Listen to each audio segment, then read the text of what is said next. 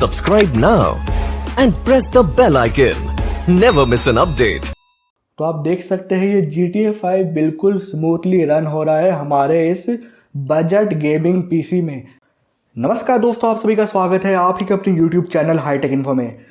तो गाइस, आज हम बिल्ड करेंगे एक सबसे सस्ता गेमिंग पीसी जिसमें आप GTA 5, PUBG PC, Valorant, rocket league, Fortnite ये सभी गेम आप प्ले कर पाएंगे, वो भी लगभग 50 से 100 FPS में। तो अभी आप अपनी स्क्रीन पर जो कंपोनेंट्स देख सकते हैं, इन्हीं कंपोनेंट्स की मदद से आज मैं बिल्ड करूंगा एक सबसे सस्ता गेमिंग पीसी। तो इन सभी कंपोनेंट्स का परचेजिंग लिंक मैं आपको वीडियो डिस्क्रिप्शन और साथ ही साथ कमेंट सेक्शन में शेयर कर दूंगा। तो वीडियो डिस्क्रिप्शन और कमेंट सेक्शन में दिए गए लिंक को ओपन करके आप इन सभी कंपोनेंट्स को वन क्लिक में परचेज कर पाएंगे। तो इस सबसे सस्ते गेमिंग पीसी को बिल्ड करने के लिए मैं इस्तेमाल करूंगा Ryzen 3 2200G प्रोसेसर का। तो गाइस, गेमिंग के लिए ये बहुत ही कमाल का प्रोसेसर है और इस प्रोसेसर की खास बात है इसका प्राइस। ये प्रोसेसर आपको तकरीबन 8 से 8,500 रुपये में ऑनलाइन मिल जाएगा और इस प्रोसेसर में 4 कोर, 4 थ्रेड और 8 GPU कोर दिए गए हैं और इस प्रोसेसर की बेस फ्रीक्वेंसी है 3.5 गीगाहर्ट्ज़ और मैक्सिमम फ्रीक्वेंसी है 3.7 गीगाहर्ट्ज़। इस प्रोसेसर की खास बात यह है कि इसमें इंटरनल ग्राफिक्स दिए गए हैं Radeon Vega 8K। तो आपको इस प्रोसेसर के साथ अलग से कोई भी ग्राफिक्स कार्ड लगाने की ज़रूरत नहीं है और इस बजट गेमिंग पीसी को बिल्ड करने के लिए मैं इस्तेमाल करूंगा B450 मदरबोर्ड का और ये मदरबोर्ड आपको तकरीबन 4,000 रुपये में ऑनलाइन मिल जाएगा। और ये है CPU कूलिंग फ़ैन। ये CPU कूलिंग फ़ैन हमें इस प्रोसेसर के साथ ही मिला है और पावर सप्लाई के लिए मैं इस्तेमाल करूंगा इस 500 वाट के SMPS का और ये है एक 3.5 इंच की इंटरनल हार्ड डिस्क और ये है DDR4 रैम और ये है एक गेमिंग कैबिनेट। ये कैबिनेट आपको तकरीबन 1,500 से 2,000 रुपये में ऑनलाइन मिल जाएगा। तो गाइस, इन सभी कंपोनेंट्स का परचेजिंग लिंक मैंने वीडियो डिस्क्रिप्शन और कमेंट सेक्शन में दिया हुआ है, तो उस लिंक की मदद से आप इन सभी कंपोनेंट्स को वन क्लिक में परचेज कर पाएंगे। तो चलिए, विदाउट वेस्टिंग एनी टाइम हम पीसी बिल्डिंग को करते हैं शुरू। तो सबसे पहले हमें इस मदरबोर्ड में लगाना होगा प्रोसेसर को। प्रोसेसर आपको कैसा लगाना है मैं आपको दिखा देता हूं। तो सिंपली आपको इस प्रोसेसर को इस प्रकार से इस मदरबोर्ड में लगा लेना है। अब हमें इस प्रोसेसर के ऊपर अप्लाई करना होगा थोड़ा सा थर्मल पेस्ट। तो अब हमें CPU कूलिंग फैन को लगा लेते हैं इस मदरबोर्ड में। तो इस मदरबोर्ड में यहाँ पर आप देख सकते हैं 4 होल दिए गए हैं। तो इन्हीं होल्स के अंदर आपको इस CPU कूलिंग फैन के स्क्रू को लगाकर कस लेना है। अब हम लगा लेते हैं इस CPU कूलिंग फैन के केबल को। तो इस मदरबोर्ड में यहाँ पर आप देख सकते हैं एक सॉकेट दिया गया है और इस सॉकेट के साइड में ही लिखा है CPU फैन 1। तो इस सॉकेट में हम लगा लेते हैं इस फैन के केबल को। तो यहाँ पर आप देख सकते हैं हमने इस मदरबोर्ड में प्रोसेसर लगा लिया है, CPU कूलिंग फैन लगा लिया है। तो अब हम इस मदरबोर्ड में लगा लेते हैं इस DDR4 रैम को। ये रैम आपको इस मदरबोर्ड में कैसे लगाना है मैं आपको बता देता हूँ, आप देखते रहिए। तो इस DDR4 रैम में आप देख सकते हैं एक गोल्डन स्ट्रिप है। इसी स्ट्रिप में यहाँ पर एक कट दिया गया है, एक छोटा सा कट है और इसी प्रकार से एक छोटा सा कट हमारे इस मदरबोर्ड के रैम स्लॉट में भी दिया गया है। तो आपको बस इन कट्स को मैच करके इस रैम को लगा लेना है इस रैम स्लॉट में। तो ये है हमारा गेमिंग कैबिनेट। तो यहाँ पर आप जितनी भी केबल्स देख पा रहे हैं जो फ्रंट पैनल से निकल रही है इस कैबिनेट के, इन सभी केबल्स को आपको इस मदरबोर्ड में लगाना है। तो इन केबल्स को आपको मदरबोर्ड में कैसे लगाना है मैं आपको दिखा देता हूं। तो सबसे पहले हम इस मदरबोर्ड में लगा लेते हैं इस USB 3.0 की केबल को। तो इस USB 3.0 की केबल को आपको लगाना है मदरबोर्ड के सॉकेट में। इस सॉकेट में यहाँ पर आप देख पाएंगे USB 3.0 लिखा है। तो सिंपली आपको इस USB 3.0 की केबल को लगा लेना है इस मदरबोर्ड में। तो गाइस, अभी मैं इस मदरबोर्ड को कैबिनेट के अंदर इंस्टॉल नहीं कर रहा हूँ क्योंकि मदरबोर्ड को कैबिनेट के अंदर अगर मैं इंस्टॉल करूँगा तो आप सब लोगों को ठीक से दिखाई नहीं देगा। तो इसलिए मैं इस मदरबोर्ड को अभी बाहर ही रखकर सभी केबल लगा ले रहा हूँ इस कैबिनेट की। लेकिन जब आप खुद से जब इंस्टॉल करेंगे तो आपको सबसे पहले इस मदरबोर्ड को इंस्टॉल कर लेना होगा कैबिनेट के अंदर, उसके बाद ही आपको इन सभी केबल्स को लगाना है। तो अब हम एक और केबल लगा लेते हैं। ये है HD ऑडियो की केबल। आप देख सकते हैं इसके कनेक्टर में यहाँ पे लिखा है HD ऑडियो। तो इस HD ऑडियो की केबल को आपको इस मदरबोर्ड में कौन से सॉकेट में लगाना है मैं आपको दिखा देता हूँ। तो मदरबोर्ड में यहाँ पर आप देख सकते हैं एक सॉकेट है, सॉकेट के बगल में ही लिखा है ऑडियो। तो इसी सॉकेट में आपको इस ऑडियो की केबल को लगा लेना है।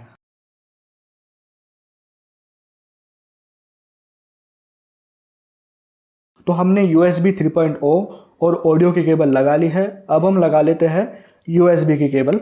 तो ये USB की केबल लगेगी इस सॉकेट में आप देख सकते हैं यहाँ पे लिखा है USB। तो इसी सॉकेट में हमको लगाना होगा इस USB की केबल को। अब यहाँ पर आप देखेंगे कि इस कैबिनेट के फ्रंट पैनल से और भी काफ़ी सारी केबल्स आ रही है। तो इन केबल्स को आपको कहाँ लगाना है मैं आपको दिखा देता हूँ। तो इन सभी केबल्स को लगाने के लिए आपको ज़रूरत पड़ेगी इस यूज़र मैनुअल की। ये यूज़र मैनुअल हमें मदरबोर्ड के साथ ही मिलता है। तो इस यूज़र मैनुअल में यहाँ पर आप देख पाएंगे एक चार्ट दिया गया है, एक डायग्राम है, और इस डायग्राम में पूरा बता रखा है कि कौन सी केबल कहाँ लगेगी। ये केबल्स मदरबोर्ड में कहाँ लगेगी मैं आपको दिखा देता हूँ। तो यहाँ पर इस मदरबोर्ड के एकदम एज में ही आप देख सकते हैं एक 9 पिन वाला एक सॉकेट है और इसके बगल में ही लिखा है पैनल 1। तो इस 9 पिन वाले सॉकेट में ही आपको इन सभी केबल्स को लगा लेना है। आपको सिंपली इस डायग्राम को फॉलो करना है जो मैंने अभी आपको दिखाया। तो चलिए अब हम इन सभी केबल्स को लगा लेते हैं।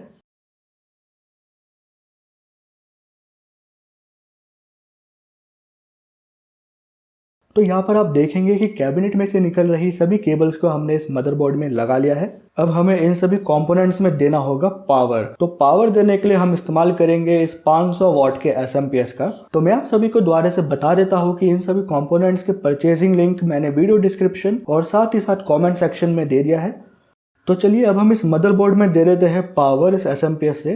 तो इस मदरबोर्ड में पावर देने के लिए हमें इस 24 पिन कनेक्टर को लगाना होगा मदरबोर्ड के सॉकेट में।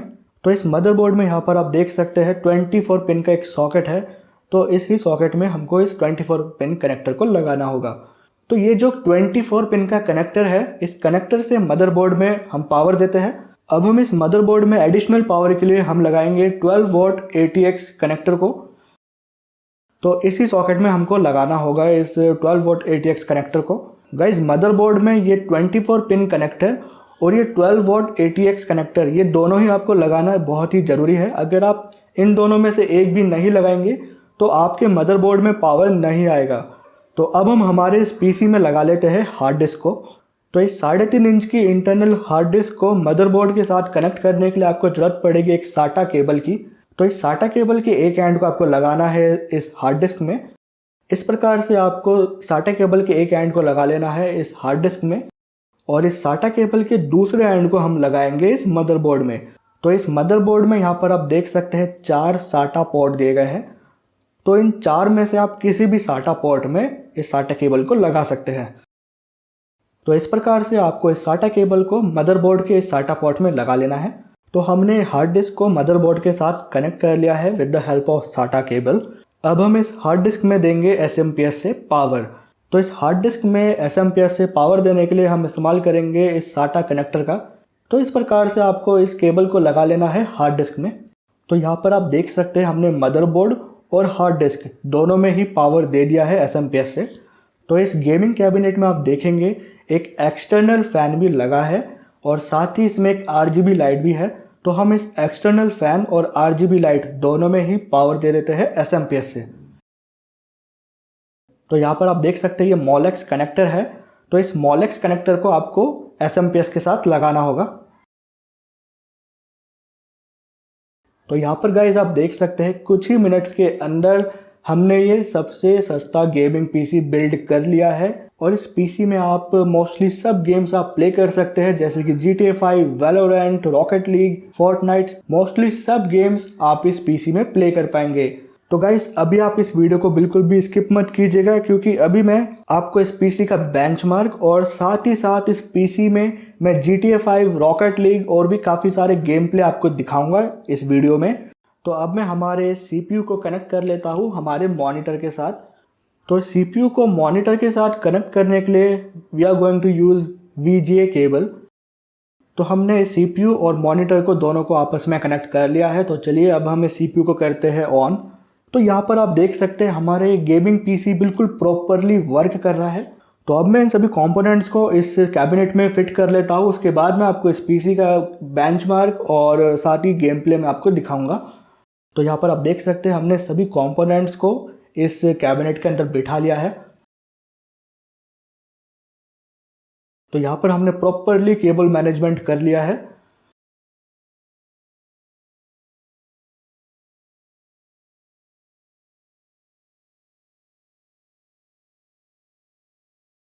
तो अब मैं कीबोर्ड और माउस को भी लगा लेता हूँ इस CPU में। तो चलिए अब मैं इस PC को कर लेता हूँ ऑन। तो यहाँ पर आप देख सकते हैं हमारा ये PC बूट हो चुका है।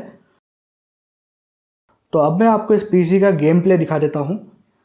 तो सबसे पहले हम इस PC में खेलेंगे रॉकेट लीग, क्योंकि आजकल ये गेम बहुत ही चल रहा है, रॉकेट लीग।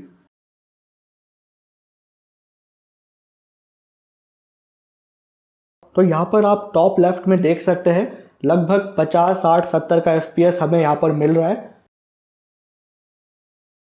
तो यहाँ पर टॉप लेफ्ट में आप देख सकते हैं कि कितना FPS है, CPU का कितना यूटिलाइजेशन हो रहा है, GPU का कितना यूटिलाइजेशन हो रहा है, कितना रैम यूटिलाइज हो रहा है, तो वो सब आप यहाँ पे देख सकते हैं।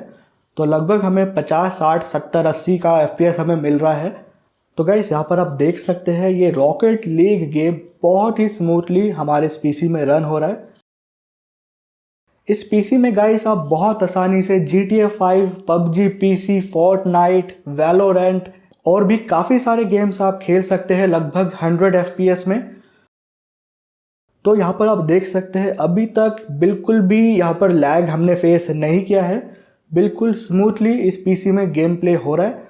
तो मैं आपको दोबारा से बता देता हूँ कि इस बजट गेमिंग PC को मैंने बिल्ड किया है लगभग 15 से 20 हज़ार रुपये में। तो गाइस अगर आपका बजट कम है और आप कम बजट में एक बढ़िया सा गेमिंग PC चाहते हैं तो ये गेमिंग PC बहुत ही कमाल का है। इस PC में आप GTA 5, Valorant, PUBG PC, Fortnite सब गेम आप लगभग 100 FPS में खेल पाएंगे। तो गाइस मुझसे काफ़ी सारे लोगों ने रिक्वेस्ट किया था कि मैं एक सस्ता PC बिल्ड करूं जिसमें आप GTA 5 बिल्कुल स्मूथली चला पाए। तो अब मैं आपको GTA 5 का गेम प्ले दिखाता हूं। तो ये जो गेम है GTA 5 लगभग 120 GB का गेम है। तो यहाँ पर आप देख सकते हैं इस गेमिंग PC में हम GTA 5 खेल रहे हैं और ये GTA 5 बिल्कुल स्मूथली रन हो रहा है, आप देख सकते हैं। आप देख सकते हैं कोई लैगिंग इशू नहीं है, बिल्कुल स्मूथली ये GTA 5 रन हो रहा है। तकरीबन 120 GB का गेम है ये और बिल्कुल स्मूथली रन हो रहा है। तो आप देख सकते हैं बिल्कुल स्मूथली ये GTA 5 हमारे इस PC में चल रहा है, बिल्कुल भी लैग नहीं हो रहा है। तो यहाँ पर गाइस आप देख सकते हैं कि इस गेमिंग PC में हमने कोई भी ग्राफिक्स कार्ड नहीं लगाया है। हमने इस PC में सिर्फ Ryzen 3 2200G प्रोसेसर लगाया है। और इस प्रोसेसर की खास बात यह है कि इस प्रोसेसर में इंटरनल ग्राफिक्स होते हैं। इस Ryzen 3 2200G प्रोसेसर में आपको Radeon Vega 8 के इंटरनल ग्राफिक्स मिलते हैं, तो इसमें आपको अलग से कोई भी ग्राफिक्स कार्ड लगाने की ज़रूरत नहीं है। तो आपका ग्राफिक्स कार्ड का खर्चा इसमें बच जाता है और ये APU भी काफ़ी सस्ता आता है, ज़्यादा कॉस्टली नहीं है। तो आप देख सकते हैं ये GTA 5 बिल्कुल स्मूथली रन हो रहा है हमारे इस बजट गेमिंग PC में। तो अगर आपका बजट कम है, कम बजट में अगर आप एक अच्छा सा गेमिंग PC चाहते हैं तो भैया इस PC को कर लो बिल्ड, बहुत ही कमाल का PC है। तो हमारी जो अपकमिंग वीडियो होगी, हमारी अपकमिंग वीडियो में मैं आपको और भी गेम प्ले दिखाऊंगा इस PC का। तो उन वीडियोस को देखने के लिए आप हमारे चैनल को सब्सक्राइब करके बेल आइकन जरूर दबा देना। और अगर आपकी कोई भी क्वेरीज है तो गाइस मुझसे कमेंट सेक्शन में पूछ लेना, मैं आप सभी के कमेंट्स का रिप्लाई जरूर दूंगा। तो जो भी आपकी क्वेरीज है आप मुझसे पूछ सकते हैं कमेंट सेक्शन में। और यार इस वीडियो को ज़्यादा से ज़्यादा लोगों तक शेयर करो यार। ऐसे दोस्तों आई होप आज की वीडियो आप सभी के लिए जरूर हेल्पफुल होगी और अगर आपको ये वीडियो अच्छी लगी तो प्लीज आप इस वीडियो को लाइक और अपने सभी दोस्तों को शेयर जरूर कीजिएगा। दोस्तों अगर आपके कोई भी सुझाव है इस वीडियो के रिगार्डिंग तो आप इस वीडियो के नीचे देखे कमेंट सेक्शन में अपने वैल्यूएबल कमेंट्स जरूर कीजिएगा। और दोस्तों अगर आपने हमारे यूट्यूब चैनल को अभी तक अगर सब्सक्राइब नहीं किया तो आप अभी कभी हमारे यूट्यूब चैनल को सब्सक्राइब कर लीजिए। हमारे यूट्यूब चैनल को सब्सक्राइब करने के लिए आपको इस वीडियो के नीचे देखे लाल कलर के सब्सक्राइब का बटन को अभी कभी दबा देना है और आप सब्सक्राइब करने के बाद आप बेल आइकन को भी जरूर दबा दीजिएगा ताकि सबसे पहले आप हमारी वीडियो देख सकें। तो दोस्तों नमस्कार।